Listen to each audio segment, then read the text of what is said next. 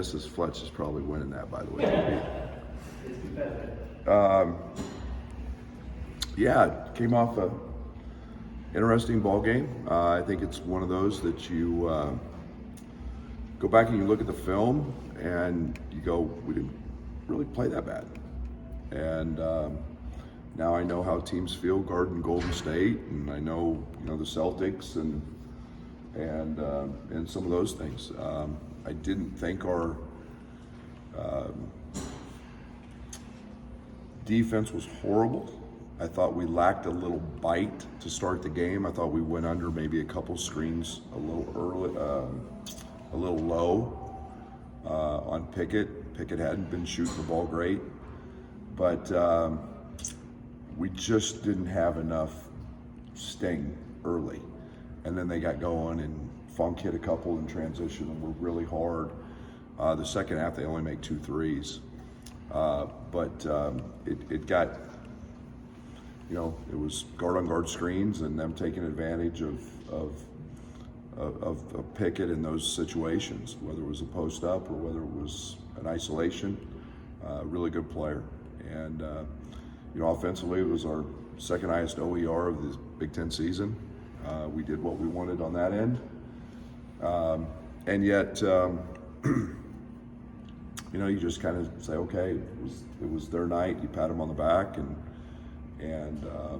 that's they're a really good team when they make those shots. So, just gotta learn from it, put it in the back pocket, and get ready for Indiana. And obviously, they're coming off a tough loss. In the first ball game, Trace was literally the show. I thought we did not much good in that game. That's not to discredit them. Trace was phenomenal, but it's a game we missed 13 layups and 14 free throws. When we had opportunities to score, we didn't keep it close. When we had opportunities to stop a run, we missed free throws. I thought we were pretty solid on most of their other guys, with the exception of Trace. But he's playing at a national MVP type level, and we've got to be aware of that going into the next game. From your vantage point, what's different about Trace now versus last year? Grown man, confidence. I think that they've had a couple of injuries. Obviously, Xavier Johnson being out and Race, and that helped. In my opinion, that helped Trace. They put Hood Schifino, he's a pro, put an NBA point guard out there, gave him the ball, and everybody else has been really good in their roles, and they are playing through him every single trip. And they don't hesitate to do anything else. They might run an action every 10 possessions for Hood Schifino, but everything else plays exactly through him, and through that he's gained tremendous confidence. We know what an elite athlete he is, and he's playing like a fourth-year college player should, and he's been dominant throughout Big Ten play. If they're 13-1 at home, is there something that just makes them more energized at home? Or? Most every team plays better at home. I mean, they get a big fan base, and you don't travel, so yeah, like most teams would, try to take care of home base and win at home.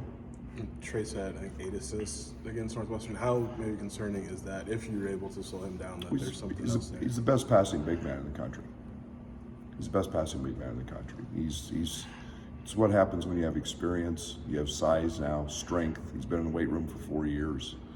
You pair that with his athleticism, and now he's seen every coverage. He has seen singles, he's seen doubles, he's seen them from the baseline, he's seen them from the top. He's not afraid of the trap. He's not afraid to split them. He's an elite passer out of double team. So it's a little bit of pick your poison, and that's why he's a pro, And pros make good plays and elevate their teammates, and he has elevated that team because of his passing. You've seen, it seems like other teams have done doubles. Have you seen anything you liked since you guys last saw them that you'd like to implement? Without, I'm sure you're not going to tell me everything. I mean, Northwestern just doubled him every trip, and he had 8 assists, almost had a triple-double. I mean, he's been doubled almost every single game, and teams have zoned him, and he finds a way to get 25 rebounds in those games. He's a really, really good player, and you don't slow down really good players. Kofi got 20 and 10 every night. Didn't matter what he saw. Trace is in that. He's in that field, and at that level. So, I mean, you gotta hope that he's gotta play both ends of the court. You can't just let him be an offensive player, and then you gotta pick your poison. I guess with Luke's recovery return, how much did maybe all of the new features here in this building help that along? Maybe things you didn't have? Huge. I mean, huge from a conditioning standpoint. Not that we didn't have it over in football, but it's just the inconvenience of, scheduling times around that, getting over there, having the underwater treadmill. Now you've got, the hyperbaric oxygen chamber. Now you've got all those things that help healing. And this been probably expedited his process, this building as much as it possibly could, just because of the gadgets and the availability to have it 24 hours a day. I guess just maybe in general with foot injuries and basketball players, are those maybe some of the more difficult ones to come back from? Sure, there becomes a lot of challenges with it. You get everything that goes through your feet, can disrupt jump shots, can disrupt, coordination. You can run different because of them.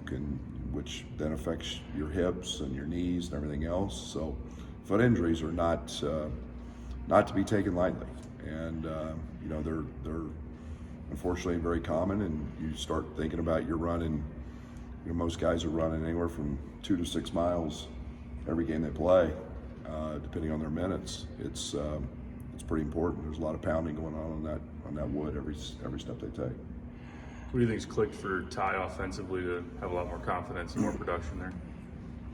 Just patience, the process, growing. I have so much respect for Ty. Just he's never wavered on his just the process. There's been no excuses ever made for playing 6 minutes of one game or 26 the next, and it's just going through the process and getting comfortable and figuring out how to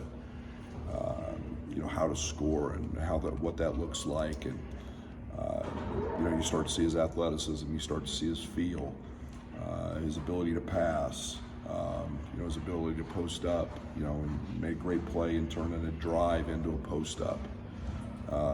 All that stuff just comes from confidence and patience. And the one thing with Ty is he's endured the process and been very patient, and not ever tried to rush being great. He's just let it come naturally and instinctive to him, and good things usually happen to those guys. After what they did here, is Indiana one of those rare teams that can beat you with twos and you have to switch it up against them, or do you just nod your head and go, hey, do it again? I'm not going to tell you that, but yeah, I mean, the efficiency, twos are one thing. The hard twos and the efficiency of his twos was, I think he was 8 for 8. I think at the 8-minute mark he had 2 baskets, and and then it became too comfortable. you know, we let him catch it on his spots. We let him catch it deep. Where 1 or 2 dribbles, he got it where he wanted. Yeah, the efficiency. Short twos can beat you when you're that efficient at it. And you know, he's been that no matter what. Double teams, singles, zone, man. I mean, he's been that pretty much all year. So you know, that's what a pro looks like. You know, from an athleticism standpoint. I mean, he's a mutant. He's a guy that athletically is not many like him in the country. Are you getting what you want offensively in recent games? What's some keys for you Saturday? I mean, we had almost a 1.2 OER the other night. I mean, yeah, we're getting great shots. We got good looks. We got the ball at the rim. We got our OER when we touched the paint. I didn't think we went to Dane enough. You know, and they posed some different problems for Dane with their 5-out stuff. You know, when we get paint touches and we get the ball side to side, we've been very, very good. And you know, this game is a great example. We've got to have paint touches. The ball's either got to be touched by the bounce, or we got to pass the ball into Dane, and you know, and then make reads off that. And we got to get Matt more threes. You know, we didn't get Matt enough shots, and I think he was 2 for 4. It's a great percentage, but you know, we didn't get him enough looks. But yeah, you give me that OER every single night, and I'm in. We're going to win most games. Some of the roster, when you see a guy step away or a guy outright, is there anything you and your staff can take as a learning experience from just the way that's gone this year? Really? You remember when you were 18? Yeah. Yeah, I mean, we just had a young man who went through an entire process of getting to our campus and dismissed as an agent and signs with a pro team a day later. We're in the world of agents. A lot of these kids aren't making up their own minds, and you know, that's a unfortunate reality that we're now in. So that's to be expected. That's going to be the new norm. That's not going to be something that is relative to a program.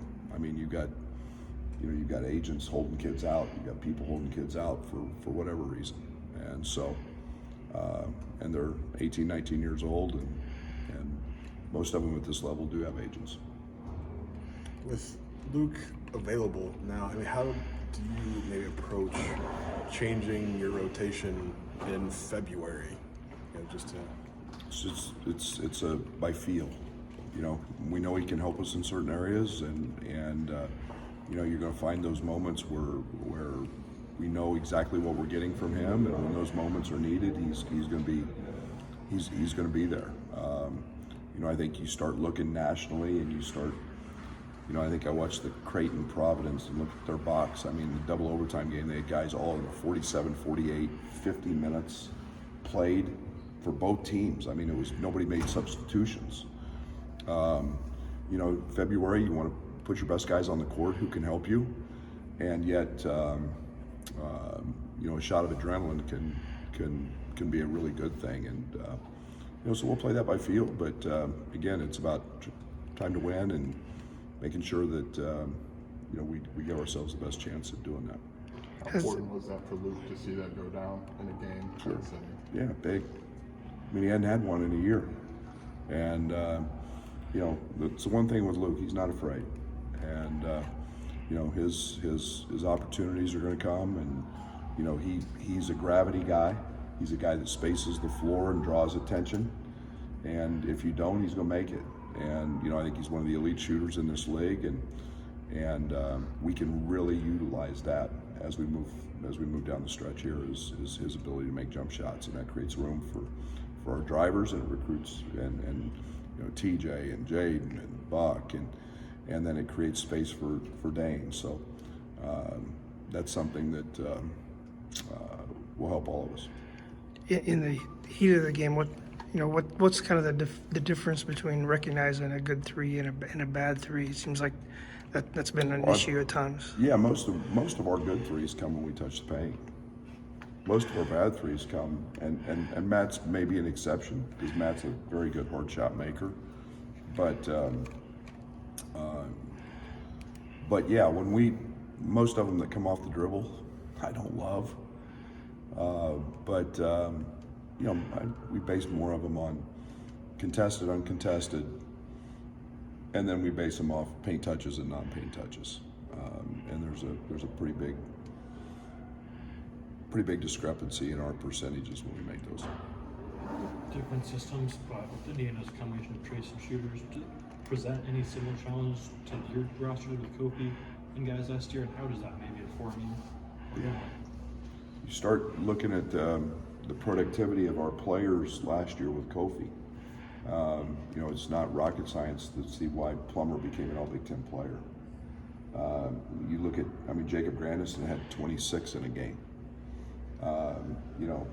Trent Frazier's productivity, all those guys, and they're good players.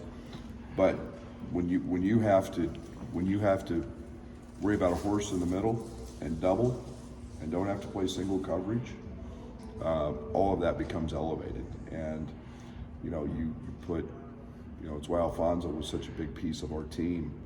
Was adding an elite shooter. That's space.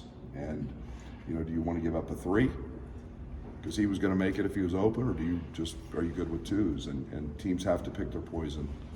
And unfortunately, this league's got two of the best in the country this year, and Zach and Trace. And they've spaced with Miller Kopp, they've spaced with Shafino Hood and Hood Shafino, and they've got good players. So and other than the freshmen, they're old. So yeah, it's a challenge. There's no doubt. Is this the most condensed you've seen the league since you've been here? It seems like everyone's kind of in one little area there. Well, I think everybody's gone through their moment, more so than in years past. I think somebody told me, and I don't know this to be fact, we're the winningest team since January 5th. Unfortunately, we don't get rid of the 3 losses before that. But everybody has gone through their moment, and at some point, and look like a really good team and look like a really bad team. And that has been unusual. There's always been kind of a few that have been kind of above the rest, but yeah, the league is really, really good. And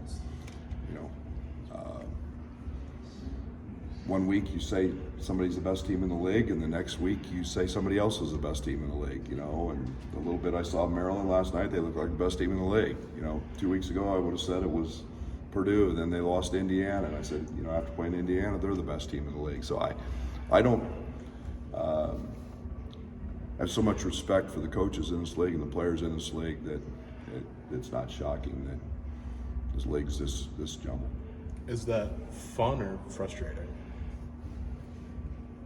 It's February. I don't know if anybody's having fun.